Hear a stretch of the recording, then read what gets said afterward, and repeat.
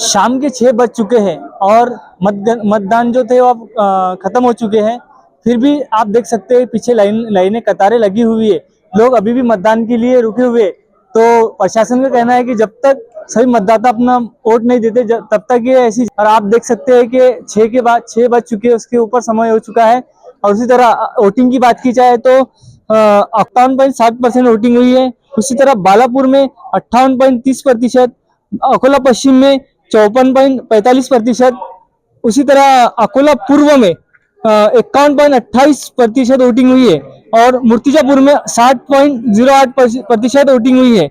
अभी फिलहाल हम जहाँ खड़े हैं अकोला पश्चिम का मतदान केंद्र है, जहाँ पे 54.45% जो वोटिंग हुई है।